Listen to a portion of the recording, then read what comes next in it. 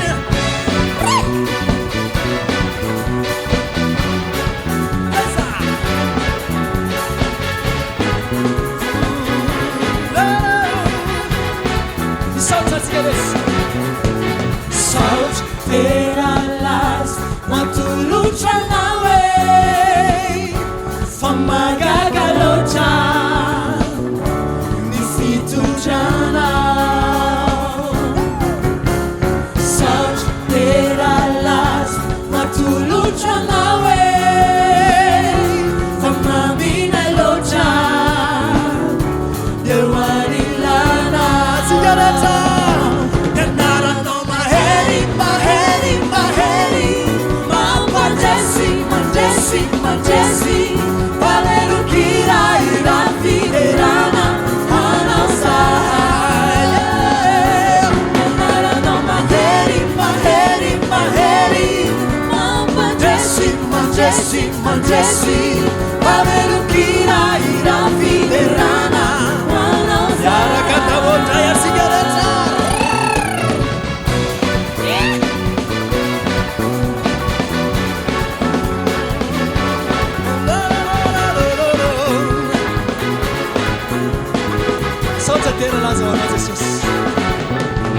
Saúde las matulucha nawe famagagalocha ifitutra Satstakatin China micie. Saúde las matulucha nawe famaminelocha newanilana.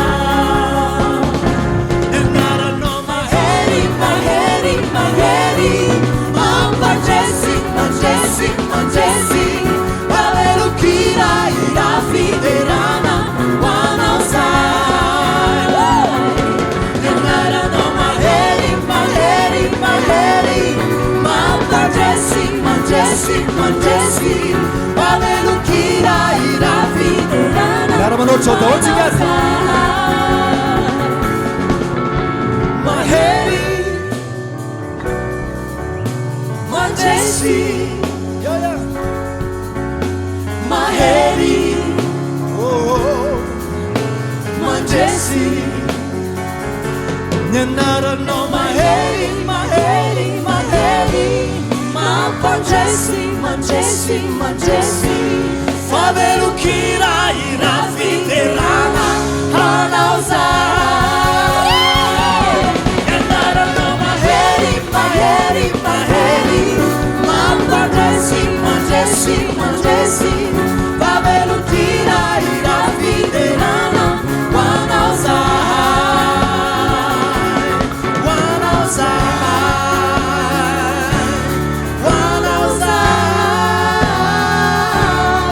Yaraka morakora kabeo an Jesosy. Genesis 5:10 zany a. Voatselitsika no nandalo an'izany Genesis 5:10 zany. Mitantara amintsika fa na dia ny olo ny fanekena azy i Abrahama dia ny zavatra nytenen'Andriamanitra taminy izay fantatro hoe raha ohatra ka tamin'ny fotoana naharenesany an'izany tenin'Andriamanitra zany dia mety nanontany tena ihany hoe fa maninon'Andriamanitra no avelanao amin'izany. Fa ozy izy hoe ozy izy Andriamanitra tamin'ny taranany aminy dia ho lasa ao amin'ny fanandevozana mandritry ny 400 taona eo eo.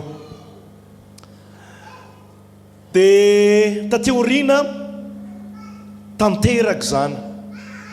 Tinina kely fotsiny ngamany ny micro zay. Tanteraka zany lasa andevo tany Egypta ny taranaka Jakoba na ny zanak'Israely. Ary fantatsika tsara fa izy ihany nefa no anafaka an'ireo olo ireo mba hanehoany ny fitiavany sy ny heriny ary indrindra atonga ny sain'ireo taranaka izay nanaovan'Andriamanitra fanekena ireo hoe lay Jehova no tompoin'ny razambeny Andriamanitra Abrahama, Isaka, Jakoba dia Andriamanitra mitazona ny fanekeny. Andriamanitra tiany izy ireo ary tsy mivadika amin'ny fanekeny. Afaka mitohitsika mamaky ny Genesis fa 7:20 isika rapitso raha ohatra ka hiaraka amin'ny fiangonana ianao anatin'izay. Fa andingana kely nentin'Andriamanitra niala tamin'ny tany Egypta, lay tany tonga azy izy ireo andevo 400 taona ny zanak'Israely. Tafavoaka ny ranomasina mena izy, fantatsika tsara ny tantara. Namakivaky ny hefitry Sora, namakivaky ny hefitry Sinay, nitoby tao mara nisy fotoana. Dia ao amin'ny Eksodosy toko 20 ka hatramin'ny Eksodosy 1:30 dia fantatritsika fa nanome ny lalàna Andriamanitra, nanome ny fitsipiky ny fanompoana azy tamin'ny zanak'Israely Andriamanitra, nanomeny hoe tahaka izao no tokony ho endrikendriky ny tabernakely, tahaka izao no tokony ho fanompoanareo, ny tokony ho fanokananareo tena hoa zay Andriamanitra reo. Na ny fantatsika tsara ny Eksodosy 20 misy ny didy 10. Fandingana kely sika dia ho ao amin'ny Eksodosy 1:30 andininy 7:20.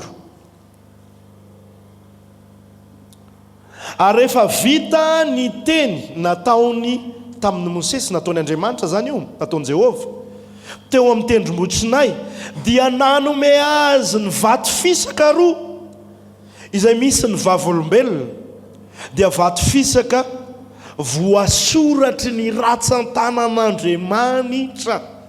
Raha mijery ny amin'ny baiboly diema na ny baiboly teny anglisy ny frantsay, dia io 9:20 io atokany zareo manokana, na dia niaraka tamin'ilay toko 130 rehetrarehetra azy, satria tarazana manome kontexta hiovana toe-java-misy ilay 9:20 ao amin'ny toko 130. Hitantsika tsara ao anatin'io hoe niteny Andriamanitra, ary ny porofon'ny tenyny fanaovany tamin'ny Mosesy mpanompony no fidiny manokana, dia nanome vato fisaka roa nosoratany ratsan-tanany. Azontsika tsaina ve na ny fitazomany Mosesy an'izany vato fisaka zany azy hoe ratsan-tanan'Andriamanitra no nanoratra an'ity. Ny zanak'Israely zany dia nanana ny dia-tanan'Andriamanitra, lay tenin'Andriamanitra zay manandanja loatra, masina, tsy natao hiova. Ozy izy ny rap frantsay zay, tsy haiko natadidinareo mitovitovy taona hoe gravé dans la roche, tsy haiko izy moa ny miran'iny, sniper. Fa Andriamanitra no nanao an'izay teniny zay ho gravé dans la roche, nosoratany tamin'ny vato fisaka.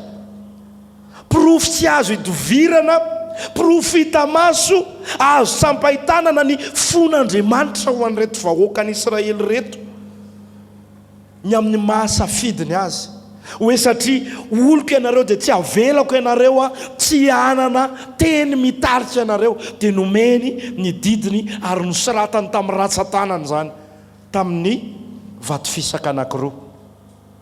Fa mampiditra antsika io 9:20 ao amin'ny toko 1:30 io, ny amin'ny toko 2:30, satria misy zavatra mahatsiravana mitranga tao. Dia io no mampiditra antsika amin'ilay loha hevitra ilay niresahako teo hoe ombilahy kely volamena.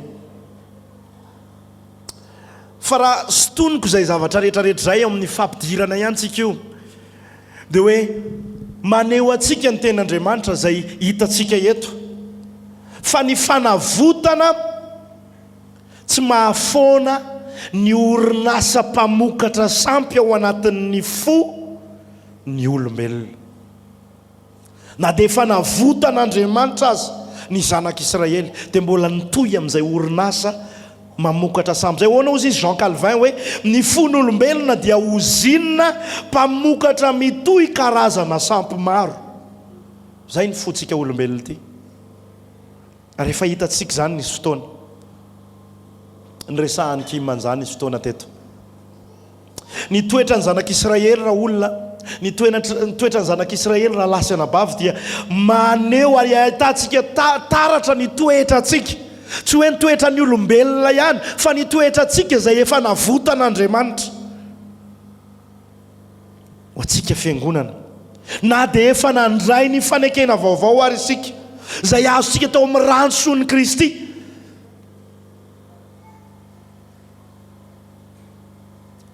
Dia indrisy ary mibebaka isika. Zay no mahatonga antsika manana ny fameza-pahasoavan'ny fibebahana, satria ity fohy antsika ity dia ozinina mpamokatra sampy.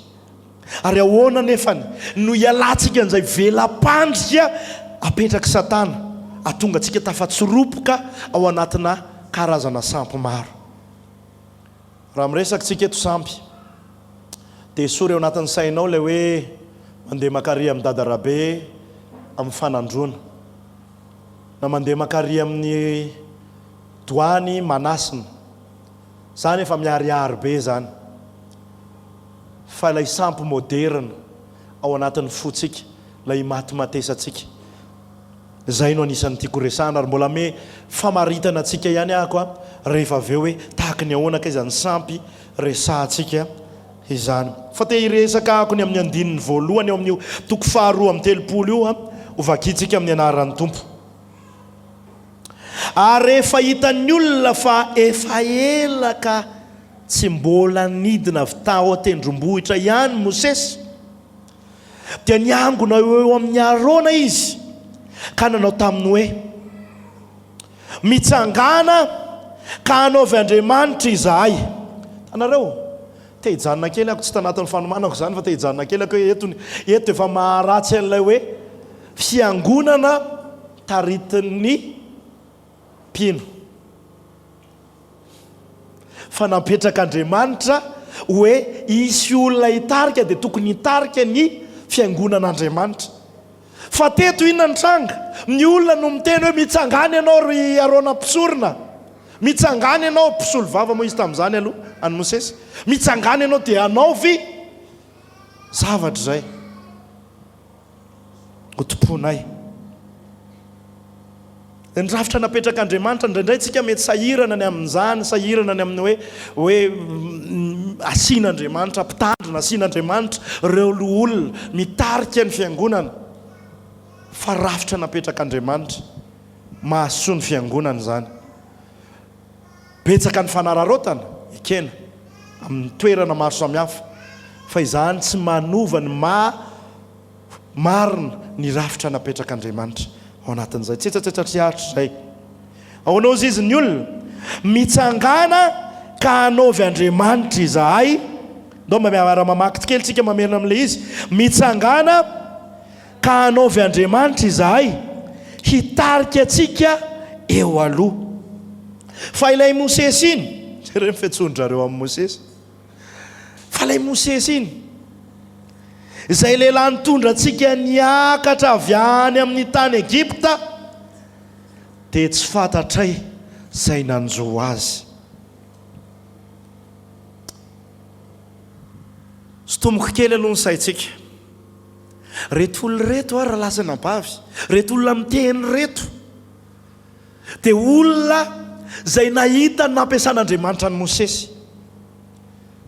Nijoro teo anoloan'ny Farao, loza folo no nandalo, ary hitan'izy ireo miariary hoe navahan'Andriamanitra foana ny tao Gosena tamin'ireo loza maro samihafa ny tranga. Vao tsy ela izy ireo nahita ny tanan'i Jehova na ny tanan'i Yahve, nampitan'izy ireo tamin'ny ranomasina mena, nandeha tany maina izy ireo. Fa izao ny fietsana, izao hitantsika izao ny fietsana. Manoloana ilay Andriamanitra, manola ihany koa an'ny Mosesy izay nataon'Andriamanitra hitarika an'izy ireo. Efa andry afo sy andry alina no nitarika an'izy ireo tamin'ny lalan'izy ireo. Dia inona ny zavatra takiny eto? Omeo Andriamanitra izay hitarika anay. Andriamanitra hafa indray no tadiaviny hitarika azy. Ny fahaelan'ny Mosesy dia mampiariary ny tsy finoany izy reto an'Andriamanitra marina, na mampiariary ihany koa ny sampy tao anatin'ny fony tao.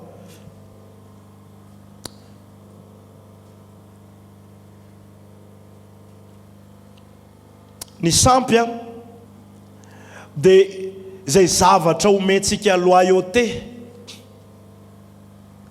everyntsika fa mampisidika ny indrindra atsika sy ny fiainantsika, mamaritra ny fihizitsika akoatra an' Jehova, akoatra an'Andriamanitra. Zanako mivolamena avokoa zany rehetrarehetra zany raha lasaina bavy. Zay zavatra omentsika ny loyauté atsika, everyntsika mampisidika ny indrindra ny fiainantsika, dia zay mamaritra ny fihizitsika indrindra akoatra an' Jehova Andriamanitra, akoatra an' Jesosy, dia zanakomby volamena atsangatsika eo anatrehan'Andriamanitra avokoa. Ary te ilaza ako fa ny tena mpanompo sampy matetika dia isika mpino. Anina moa ny ilazako an'izany? Efa fantatra ny hoe tsy mahalala an'Andriamanitra, tsy te halala an'Andriamanitra ny olona nivelany ihany, ny olona izay tsy manana an' Jesosy. Fa isika izay manana an' Jesosy Kristy, nefa mitady an'ireo zavatra voalaza eo ireo, misy zavatra hafa omentsika ny loyauté atsika, misy zavatra hafa everyntsika mampisidika ny indrindra ny fiainantsika, misy zavatra hafa mamaritra ny fihizitsika, dia asolontsika an'Andriamanitra, apetraksika ambonin'Andriamanitra. Ary mila mibebaka mihitsy isika ny amin'izany. Raha misy zavatra nisany tokony bebahantsika isan'andro dia hoe Andriamanitra, raha misy zavatra te haka ny toeranao eo amin'ny fiainako, Andriamanitra mamondrafo amiko, esory zany, marary zany fa esory zany. Na ataovy mihetry zany manoloana anao, mety zavatra tsara le izy, fa mila maka ny toerany fa tsy maka ny toeran'Andriamanitra. Dia averiko ihany hoe isika mpino matetika no tena mpanompo sampy, satria efa malala ilay Andriamanitra tokana sy marina, ary manana ilay Andriamanitra mahefa ny zavatra rehetra, ekeny ny zavatra rehetra, ary Andriamanitra naneo amintsika ny fatoka iny hatramin'izay. Isika no nampahalalany azy, ny maha ampy azy fa indrisy. Rehefa tena amin'ny réalité isika dia hirantsika fotsiny ilay hoe ampy Kristy, fa tsy ampy Andriamanitra, tsy ampy Andriamanitra. Zay no iainantsika, tsy ampy Andriamanitra fa mila ny zatsy zaroa ako, tsy ampy atsika ny fiadanana, tsy ampy atsika ny fiahina, tsy ampy atsika izay azo ny atolotra, fatany fasahaza atsika, dia any amin'ny toeran-kafitsika mitady, ary re zavatra hafa no izaherintsika fa ampy ho atsika tsiraray avy. Dia reny zavatra reny izay fantatsika fa tsy izy, tsy Andriamanitra, tsy Jehova, dia nefany topotsika teny faratra. Hono izy zareo teto mitsangana ry arona dia anaovy Andriamanitra izay hitarika atsika. Zahay ozy izy dia hitarika atsika, tafiditra ao anatiny zany arona. Fa tsy efa nataon'Andriamanitra ve ny fitarihana an'izy ireo? Fô ny teny atao hoe andro raoana, nataon'Andriamanitra hitarika an'izy ireo. Tsy efa nomen'Andriamanitra any Mose solombavan'Andriamanitra hitarika an'izy ireo ve izy ireo? Fa sady tsy ampy no ela loatra Andriamanitra. Zay ny tao ambadiky ny zavatra resahana izy reto, sady tsy ampy anay ianao Andriamanitra, no ela loatra ianao. Ismaela no valiny tsy faharetana ny amin'ny fahatongavany Isaka. Ismaela no valiny tsy faharetana ny fahatongavany Isaka.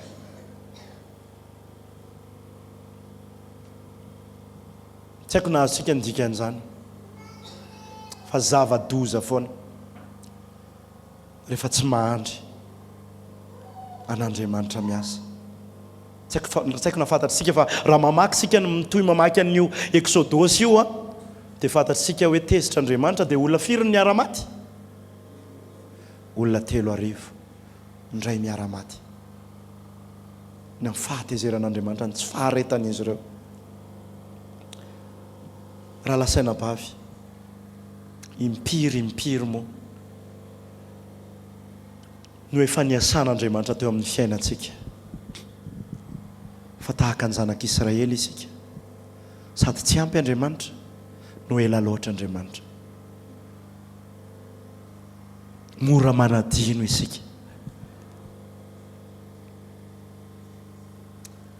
zavatra nataon'Andriamanitra matetika tamin'ny zanak'Israely dia rehefa nandery zareo tamin'ny lalana nalehan'izy ireo dia asain'Andriamanitra manangana tsangam-bato izy ireo mba nini mba hampatsiaro an'izy ireo ny amin'ny zavatra nataon'Andriamanitra teo amin'ny fiainan'ny zanak'Israely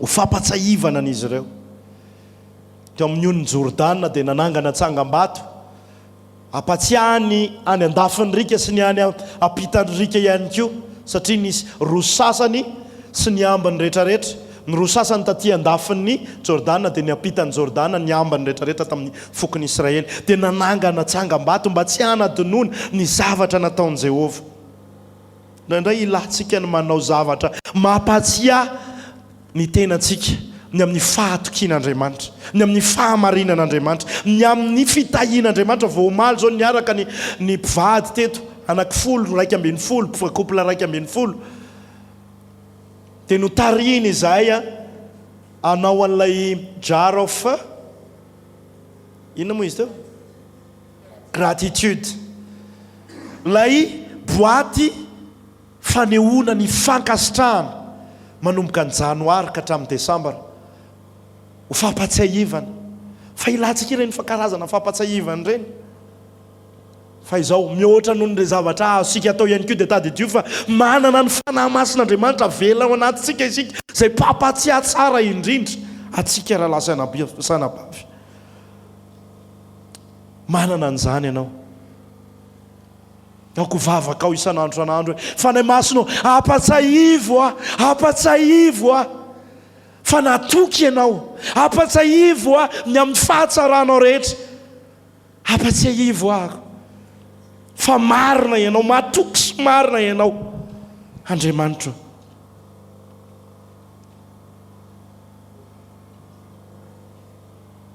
fa ao anatin'izay ihany koa impiry isika raha lasaina bavy no mahazo zavatra noho ny mahazo zavatra tsara lavitra zay fanoman'Andriamanitra ao atsika noho ny amin'izay tsy faharetantsika izay zanak'Israely teto nahazo zavatra izy nahazo n'inona izy nahazo ny Ombilahy kely Ombilahy kely afahana mifetifety dia samy mifalifaly teo fa nefa Andriamanitra nanana ny tsara lavitra ho azy efa nanana ny teny nanana n'ilay vato fisaka zay hopirofiny ny fitiavany an'izy ireo hopirofiny ny fiahiny an'izy ireo hopirofiny ny fony ho an'ireto zanak'Israely reto dia zay hoe lasa mahazo zavatra ianao au lieu de mahazo zavatra tsara lavitra zay fanoman'Andriamanitra i Abrahama nahazo any Ismaely raha ohatra ka tokony nahazo any Isaka ary tsy tokony nisy ady sy zavatra maro samihafa nikorotana teo amin'ny fiainany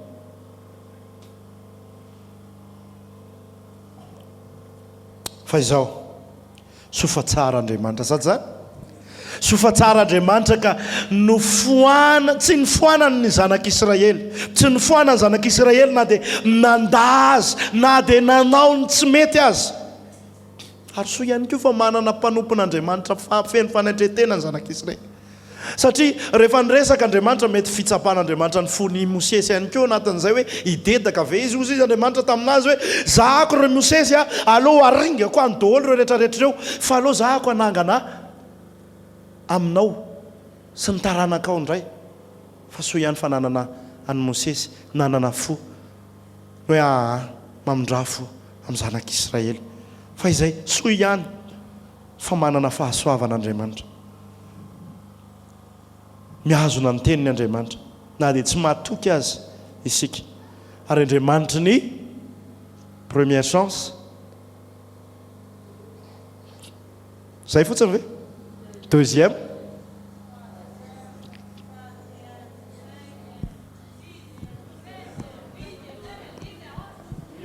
zany io andriamantsika io dia matetika ny tonga dia azosika anatin'izay dia hoe ay azoko ararotina zany andriamanitra dia izy tsy azonao kay zany ny zavatra tsy azonao zany le izy fa ny antony mahatonga anazy manome an'le chance anao ne dia nahatonga anao ho reconnaissant ny amin'ny chance omenanao ahafahanao mandeha amin'ny lalana araka an'andriamanitra fa na izany arana manararoatra azy ianao dia ozy izy hoe raha an'andriamanitra ianao dia ombeny an'le chance indray tsara eo andriamantsika io tsara eo andriamantsika io amen ombilahy vola kely volamena kely ombilahy kely volamena fadibadika eo ombilahy kely volamena famaritana vaovao ny amin'i Jehovah zay ny tena tiandrareo natao tamin'ny ombilahy volamena kely io donc io vakitsika ny Eksodosy ny teboka manaraka azafady efa ihany izay donc iaraka maka sika Eksodosy toko fa 2:3 ka hatramin'ny 5 do iaraka maka sika ary hoy arona taminy io moa zany rehefa voaterin'le fiangonana zany arona dia taro ary fandao ary tsika anao hoe romboty ary ny kavim-bolamena izay eny amin'ny sofin'ny vadinareo sy ny zanaka lahinareo ary ny zanaka vavinareo misy manao kavina volamena ka ny zanaka raha ka ento ety amiko dia inona nataony olona ary ny olona rehetra dia nandromotra ny kavim-bolamenany izay teny amin'ny sofiny ka nitondra azy ho amin'ny arona ary izy nandray azy tamin'ny tanan'ny olona dia nanamboatra azy tamin'ny fandraka ka nanao azy ho ombilahy kely ahidina dia nitenin'ny olona ka nanao hoe io no andriamanitrao ry Israely izay nitondra anao niakatra avy tany amin'ny tany Egipta ary raha hitany Arona zany dia nanao altara teo anoloana izy ary dia niantso Arona ka nanao hoe andro firavoravona ho an'i Jehovah raha ampitso mirosaina i Arona eto fatany hoe tsy mety ny ataony fa nafangarony an'le izy hoe aloha mba atambatra hoe masiana Jehovah na dia fatany ireo zavatra tsy izy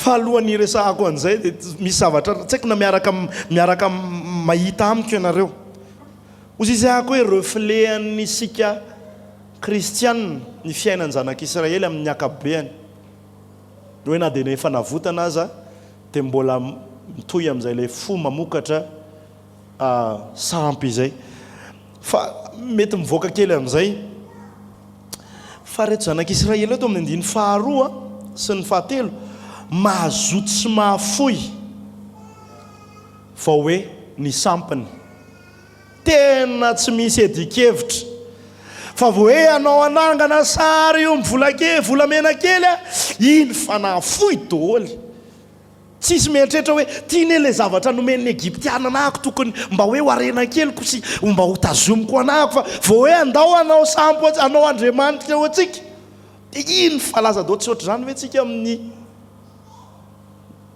ankapobeny fa tsy mbola nahita tsika teto hoe iny ny zanak'Israely fa nahafoy an'ny zavatra nomen'ny Egyptiana nazy rehetrarehetra ho atao fanatra ho any Jehovah fa vao hoe sampy raha ndao dia ndao jerentsika ny any anatsika any raha lasa anabavy ndao jerentsika ny any anatsika any fampieritrerentana antsika zany sakaiza malalako raha lasa anabaviko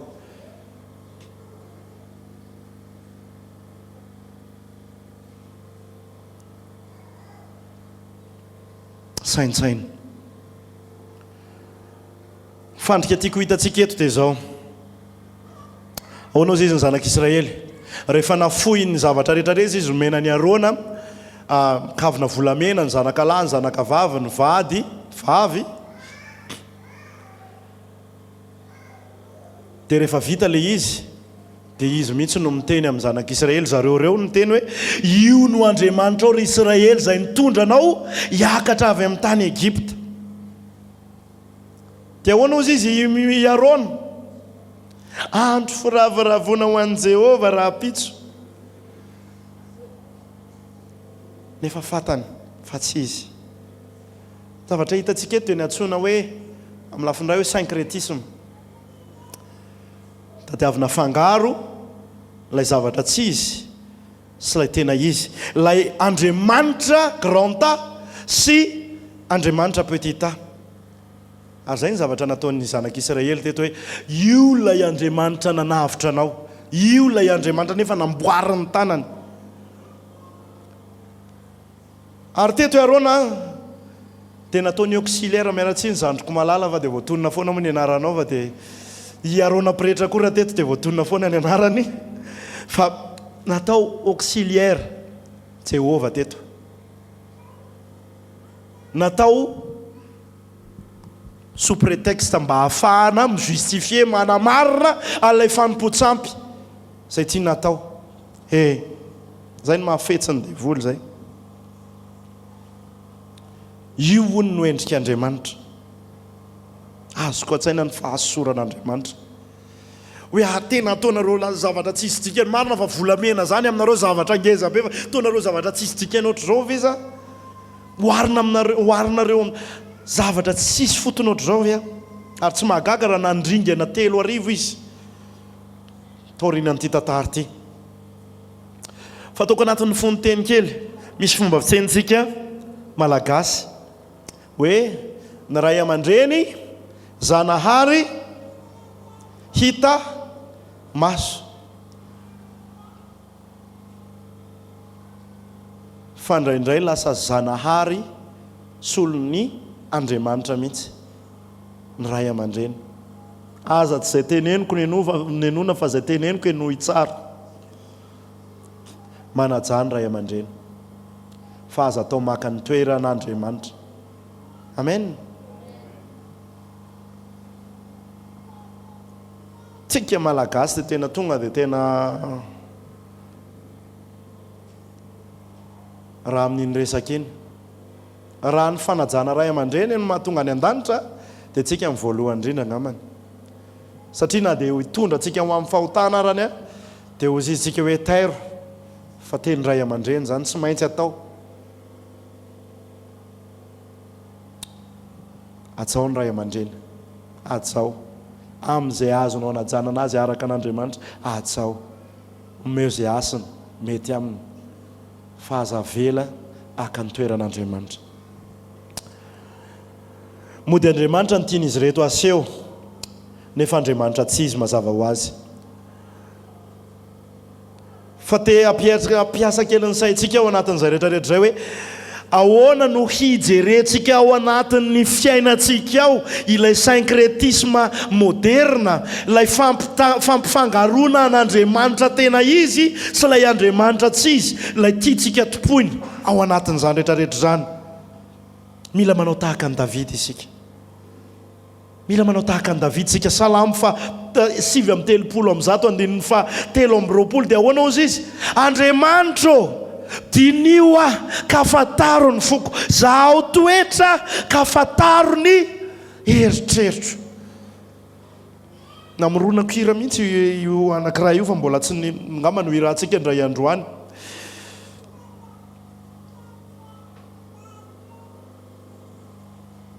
Ahoana ny 420? Jereo raha miroso amin'ny lala mampidi-doza aho dia tario izotra amin'ny sorodalanao rahatr'izay.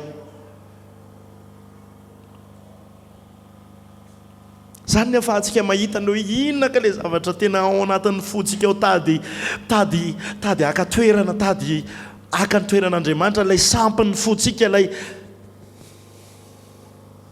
ianao malala dia atao vavaka. Andriamanitra tinio io ne ohatrany hoe Andriamanitra ne malala atsika sahoana?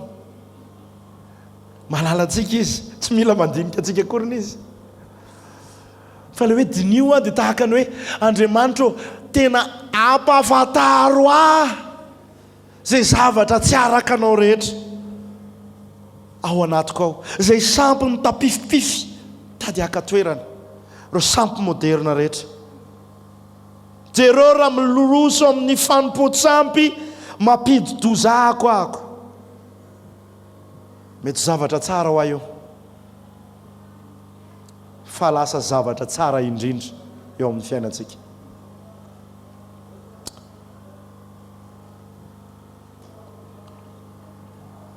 Naneo ny endrik'Andriamanitra reto, nitady ny endrik'Andriamanitra reto zanak'Israely reto, ary nanao zay saim-pantany, nanao an'Andriamanitra araka ny fieritreretany azy.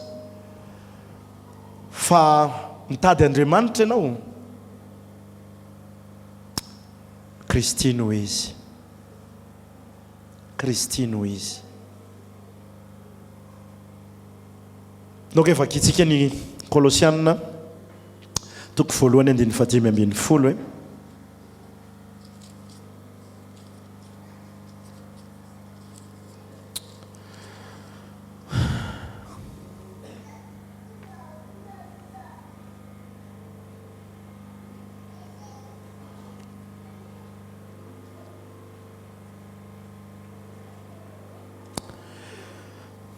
Jesus.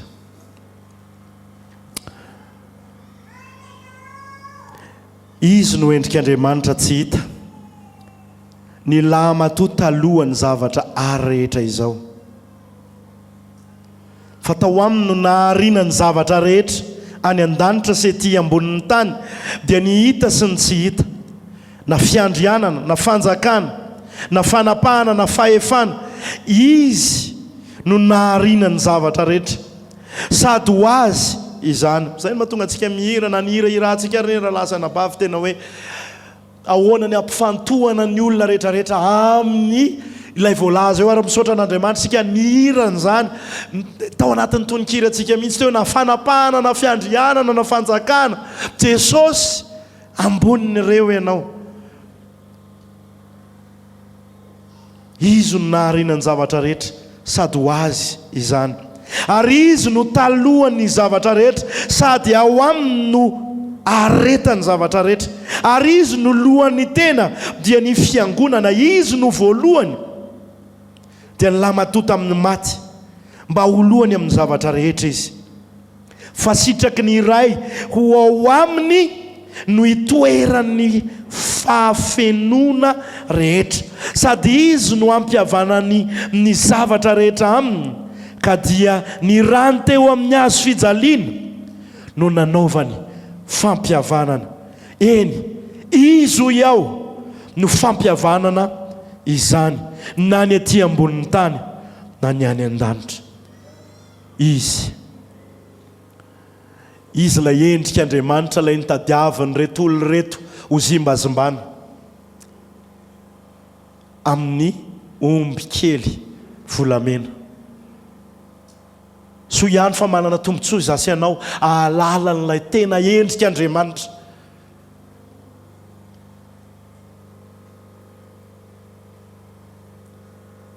Lay endrik'Andriamanitra, lay fanehoana ny boky ny Hebreo dia maneho tsara anazy hoe iza marina izy.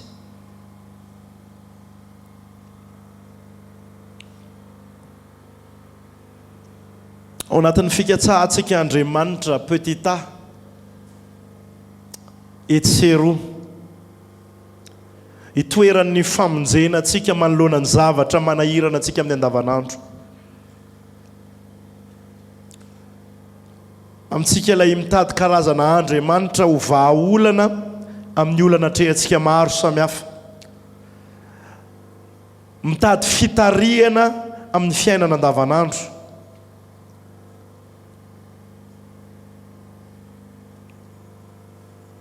Noho ny tsy fahandrasantsika an'Andriamanitra dia mitady an'ireny karazan'andriamanitra samihafa ireny. Noho ny tsy finoantsika azy dia mitady an'ireny karazan'andriamanitra samihafa ireny. Mety ho zavatra tsara io eritreretinao, mety ny fakatoavanao ny lalàna, ny fieritreretanao fa ho amarinina amin'ny fanaovanao an'zato zaroa, ny tsy fihinananao an'zato zaroa, ny tsy fanaovanao akanjo ohatr'izao sy ny sisa, ny fanaovanao ny fanajanao ny karazana andro samihafa sy ny sisa. Ireny dia efa afaka ho sambo atsika. Satria tsy fantatsika eo tsy mahavonjy atsika ireny ny fankatoavana ny lalàna. Jesosy Kristy irery ihany. Ary zao ihany koa amin'ny fomba fisainantsika moderna amin'izay hoe tsy afaka miala amin'ny fandrosoana isika dia LGBT ny oetrerentsika azahoana fahendrena ho amin'ireny karazana toko hoe fanontaniana be dia be eo amin'ny fiainana izay Andriamanitra irery ihany no afaka ny anome atsika azy.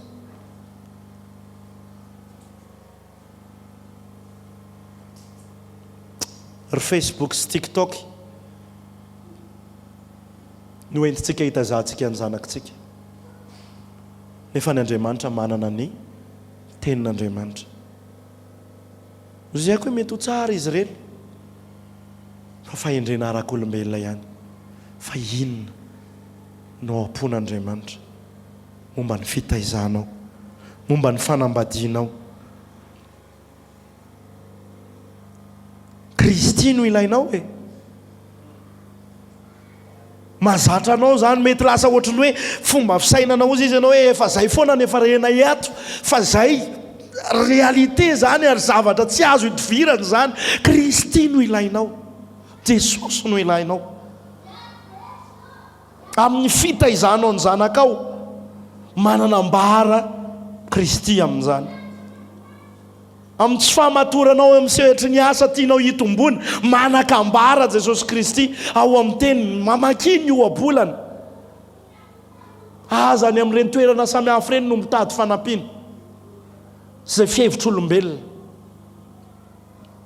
Fa manana ambara aminao amin'ny alalan'ny teny, manana olana ianao ny amin'ny fihizinao dia amin'ny zavatra hafa lasa sampinao ny amin'ny acceptation ny hafa na ny amin'ny tenen'ny hafa aminao. Zay no lasa ohatrany hoe sarobidy aminao indrindra ka mahatonga anao manao an'zato zaroa mba ireo marikenanao.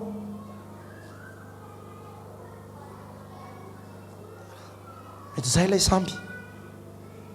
Fa ny fihizintsika anie dia efa resahan'ny soratra masina mampirisika atsika ny ten'Andriamanitra amaky eo amin'ny Efesiana toko 1 toko 2 ahafantaranao hoe iza marina ianao inatrehan'i Kristy Jesosy.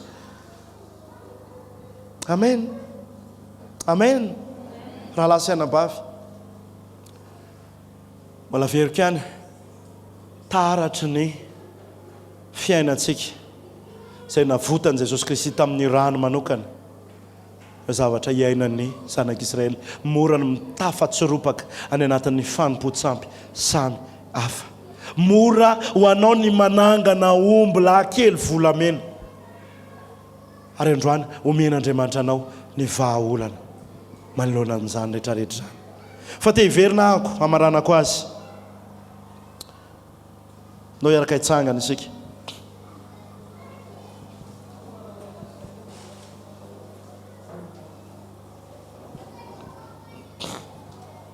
Iverina ako any amin'ilay andiny soratra masina amin'ny Eksodosy 1:30 ilay ataoko hoe fampidirana n'ilay 2:30 izay mbola hitohizantsika mamaky vaky any izy io amin'ny fotoana manaraka. Ina ny voasoratra ao? Ao memoao kely Eksodosy 1:30.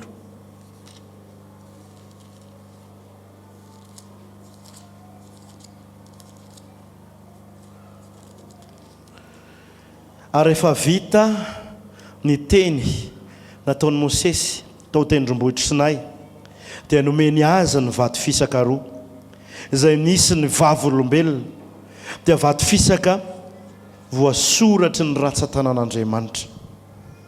Dia ozy isika ny anatin'ny saintsika any satria tsika efa zatra an'ilay mamorona samy dia hoe sambatra reny zanak'Israely manana ilay vato fisaka mihitsy.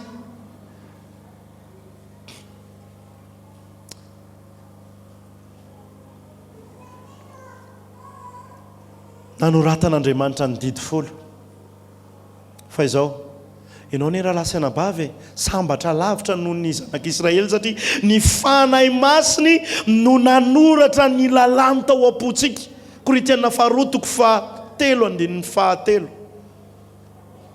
Ny fanahy masiny mihitsy dia aza mitsiriritra ny zanak'Israely eny raha manahita an'izany dia tena tonga dia tena tsy nanao ohatry ny zanak'Israely fa tena nanaraka an'Andriamanitra fa manana ny tsara lavitra ianao ao anatinao ao. Dia ny fanahy masina manoratra ny lalàny ao aminao ao.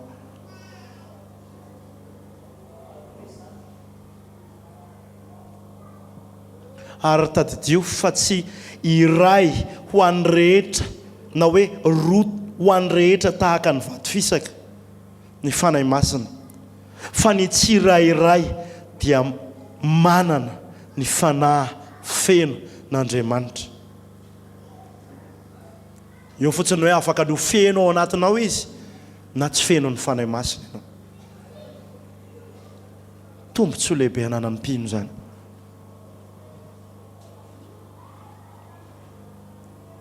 Ao anao izy Paoly ao amin'ny Korinthiana faharoa toko fahatelo andininy fahatelo io, eny aseho epistiliny Kristy izay entinay ianareo, tsy nosoratana tamin'ny ranomainty anefa fa tamin'ny fanahin'Andriamanitra velona, tsy teo amin'izay tena vato fisaka fa teo amin'izay vato fisaka no fo, dia ny fo izany.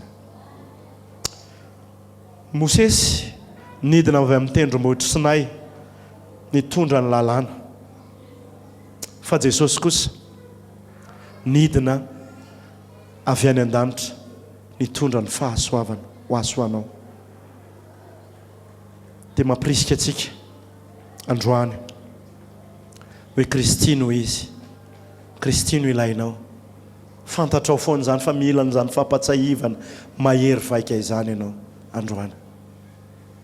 Nao tsika hibebaka, nao re hibebaka e, ny amin'izay karazana omby kely volamena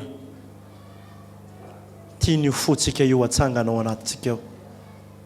Mety ny comfortsika zany, mety ny fijerin'ny olona antsika zany, mety ny vady, ny zanaka, ny asa, zavatra tsara fa tokony ahazo ny toerany. Matombo verimberina amintsika zany rehetrarehetra zany dia tena ndao hibebaka e, ndao hibebaka e, ndao hibebaka eo anatrehan'Andriamanitra.